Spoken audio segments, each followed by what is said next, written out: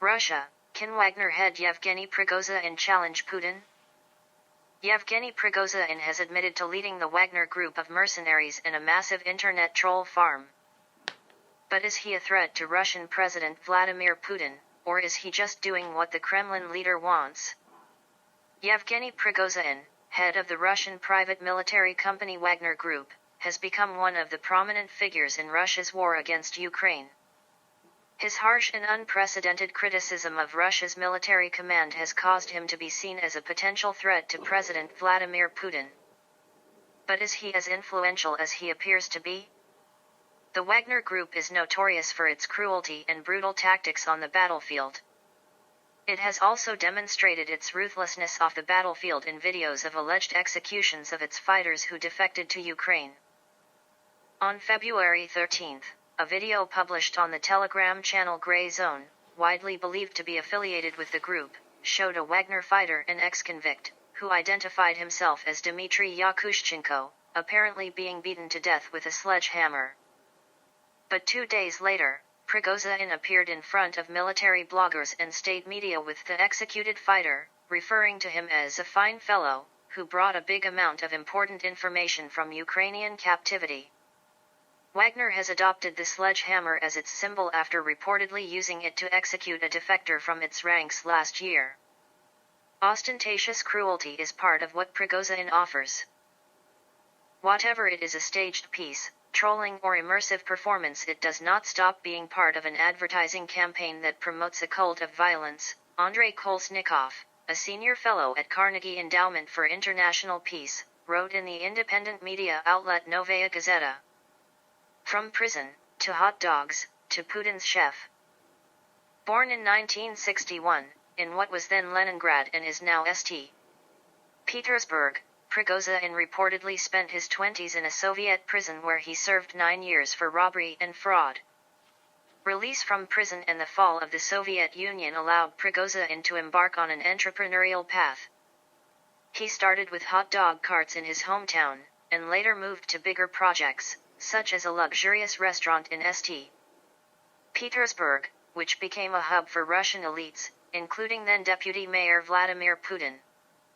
Having benefited from close ties with political elites, Prigozhin's business expanded further after Putin became president. His catering company Concord, founded in the 1990s, was awarded exclusive and lucrative government contracts for state dinners, including Putin's inauguration ceremony and a visit by U.S. President George W. Bush to St. Petersburg. The contracts earned Prigozhin the nickname Putin's chef. However, Prigozhin did not limit his ambitions to the catering industry. Election meddling and military grey services for Russia. On February 14, Prigozhin admitted he was behind the Internet Research Agency, better known as a network of troll factories. According to the FBI, the agency launched a widespread disinformation campaign to influence the results of the 2016 U.S. presidential election. The allegations had previously been fiercely denied by Prigozhin and his lawyers, who have taken legal action against journalists writing about his connection to Russian troll farms. In 2014, Prigozhin set up a private military company Wagner Group. As with the troll factories, he long denied any involvement with the group until September 2022, when he admitted to having formed the unit. Alexandra Prokopenko, an independent Russian analyst, told DW that Prigozhin's mercenary outfit was providing grey services for Putin. He was making his boss and his inner circle's life easier in the regions where they did not want to be involved publicly and officially, said Prokopenko. For instance, in Donetsk and Luhansk regions in Ukraine, as well as Africa and Syria, where Wagner mercenaries not only participated in combat actions but also guarded some oil facilities. Wagner Group vs. the Russian Army. Wagner mercenaries first became involved in Ukraine in 2014, when they helped Russia-backed separatists illegally annex the Crimean Peninsula. After Russia's full-scale invasion of Ukraine in February 2022, the ability of Wagner fighters to make progress in fierce battles in eastern Ukraine became an important military asset for the Kremlin. Last month, Wagner claimed it had taken control of the Ukrainian city of Soledar, seen as one of Moscow's rare victories since the beginning of the war. The efficiency of the Wagner Group, and its rising importance on the battlefield, has allowed Prigozhin to launch an embarrassing campaign against Russia's top military officials. Amid public outcry over the lack of ammunition for Russian soldiers, he has accused military leaders of incompetence. In a 7-minute audio message on February 20th, Prigozhin accused Russia's top military commanders of treason for depriving his troops of ammunition. "I'm unable to solve this problem despite all my connections and contacts," he complained, adding that he was required to apologize and obey to secure ammunition for his fighters. The Russian Defense Ministry has denied Prigozhin's accusations, saying that such statements were absolutely untrue. A day later, in response, Prigozhin released another audio message, claiming that the actions of military officials are tantamount to nothing more than simply spitting at Wagner. Prigozhin has also personally attacked Defense Minister Sergei Shoigu and top Russian General Valery Gerasimov, who was responsible for the modernization of the army. In one of his latest critiques, he blamed Russian military bureaucracy for unsuccessful attempts to capture Bakhmut, which for several months has been at the center of the conflict with severe Russian and Ukrainian casualties. Bakhmut would have been taken before the new year, if not for our monstrous military bureaucracy, and the spokes that are put in the wheels daily, Prigozhin told Russian state media. According to Kolesnikov, only Putin has a mandate to criticize military officials in Russia's autocratic system. Putin needs Prigozhin for the function of keeping military generals on their toes, he said. That is how Putin balances the weights of the various figures, pushes them against each other, keeps an eye on them so that none of these figures is excessively strengthened. Despite Prigozhin's dressing down of military officials, the Russian president promoted Gerasimov earlier in January, making him an overall commander in Ukraine. The move, analysts argued, showed the limited significance of Prigozhin's rhetoric on Putin's decision-making. Headache for everyone in the Kremlin. The formerly media-shy Prigozhin has become the face of Russia's war against Ukraine. His rising publicity has given rise to speculation of possible political ambitions. According to the independent Russian website Meduza, Prigozhin was planning to launch a patriotic and conservative movement that would eventually evolve into a political party, an idea he has publicly denied. As Tatiana Stanovaya wrote in the article for Carnegie Endowment for International Peace, Prigozhin's ambitions in the political arena may damage his relations with the Kremlin. The domestic policy overseers don't like his political demagoguery, his attacks on official institutions, or his attempts to troll Putin's staff by threatening to form a political party, which would be a headache for everyone in the Kremlin. The Kremlin's desire to tighten the reins on Prigozhin was seen in the move to strip him of the right to recruit convicts who, according to the U.S. National Security Council, make up 80% of Wagner troops. In an interview with Russian military bloggers and state media this week, he acknowledged that after the downsizing, the Wagner Group would have a more limited role in Russia's war effort. Prigozhin's only path is to become a politician, given the responsibilities that he has been assigned, said Kolesnikov. However, Putin doesn't want to bring him into the legal field, which would mean strengthening him as a politician, the analyst told. As long as Vladimir Putin is able to subtly control political forces, he can withdraw Prigozhin from the chessboard at the right time and put him back to his usual place in underground politics. Animals with toxic forever chemicals found on every continent but Antarctica, shocking study says.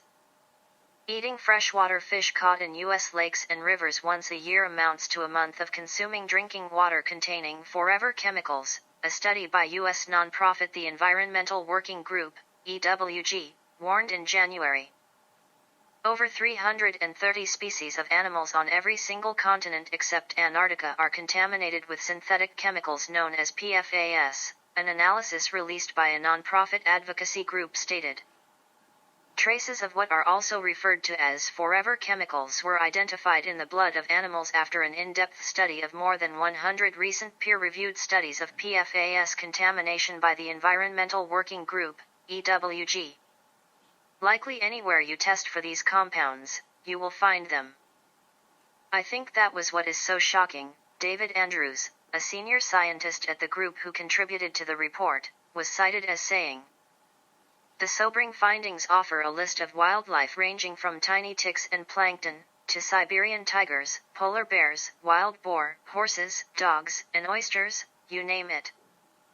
It has taken 6 decades of research on humans to really understand how these chemicals impact our biology in so many different ways, and there's no reason to believe those same impacts are not also occurring in wildlife," Andrews added. PFAS compounds earned the nickname forever chemicals due to their resistance to breaking down in nature or in the human body. Accordingly, they can accumulate over long periods of time, remaining permanently in the air, soil, water, and in the body. A plethora of studies has shown that this can lead to cancer and cause negative reproductive, developmental, cardiovascular, liver, and immunological effects. Extensive use of these chemicals in industrial manufacturing dates back to the 1940s, often to make products water-resistant.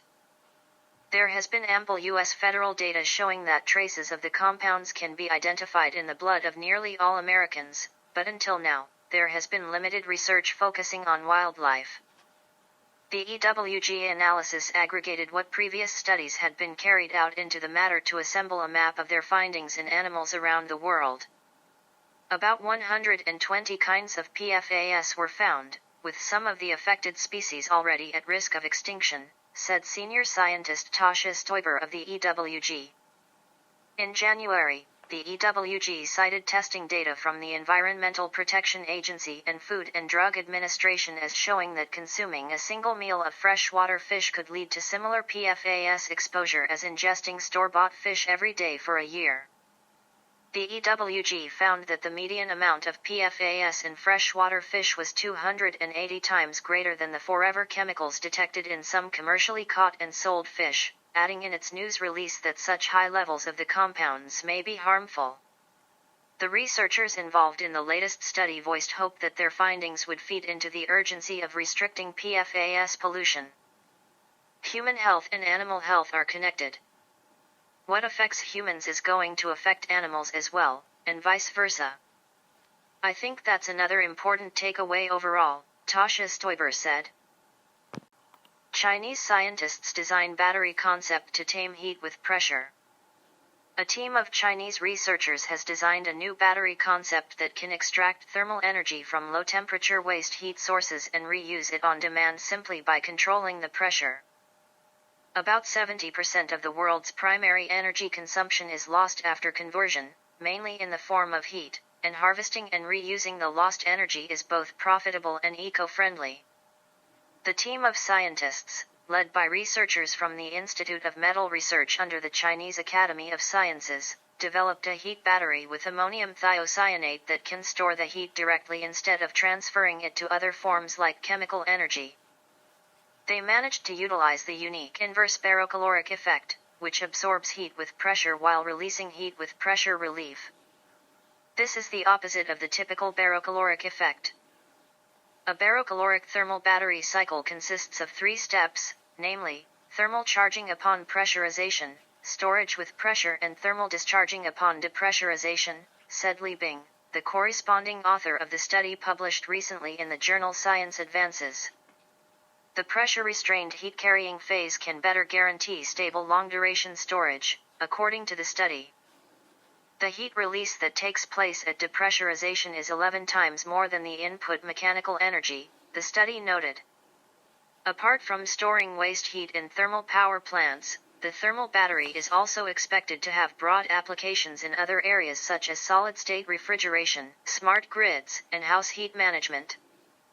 Contributing to China's efforts to peak carbon dioxide emissions by 2030 and achieve carbon neutrality by 2060, the researchers said. Discovery of galactic giants fast-tracked after Big Bang may create problems for science. The potentially groundbreaking discovery by astronomers was made possible thanks to the James Webb Space Telescope, operational since July 2022, which has been offering ever new insights into the distant reaches of the universe. The recent discovery of 6 gigantic galaxies that were formed shortly after the Big Bang has been hailed as astounding and unexpected by an international collaboration of astronomers. What is particularly stunning is that these monster galaxies, remarkable in size and maturity, evolved at a speed that could potentially rewrite all current knowledge of the early universe, according to the findings published in Nature. The discovery was made possible by data obtained by NASA's James Webb Space Telescope. Ever since JWST, NASA's partnership with ESA, European Space Agency, and CSA, Canadian Space Agency, was put into operation, the world's largest and most powerful space telescope set out to offer insights into the infrared universe. Unlike Hubble, Webb can use its infrared vision to allow astronomers to observe the trailblazing first stars and galaxies formed after the creation of the universe 13.8 billion years ago. Thus, the team of scientists behind the new study, a population of red candidate massive galaxies 600 mir after the Big Bang, used data obtained by the telescope to home in on the 6 megagalaxies that appeared as mature as the Milky Way. The 6 galaxies are estimated to date back to within about 540 million to 770 million years after the Big Bang. It's true that the JWST has zoomed in on galaxies much older than these 6, including some that formed within 300 million years of the beginning of the universe. But Evo Lab of Australia's Swinburne University of Technology explained why this recent discovery mattered so much. While most galaxies in this era are still small and only gradually growing larger over time, there are a few monsters that fast-track to maturity. Why this is the case or how this would work is unknown, the lead researcher of the study was cited. According to Lab, the team was mind-blown, kind of incredulous, when the results came in. They could not believe it was possible for galaxies as mature as the Milky Way to be formed so early in time. In fact, the study still referred to them as candidate galaxies, acknowledging the need for further confirmation. This is an astounding discovery and unexpected. We thought that galaxies form over much longer periods of time. No one expected to find these. These galaxy candidates are simply too evolved for our expectations.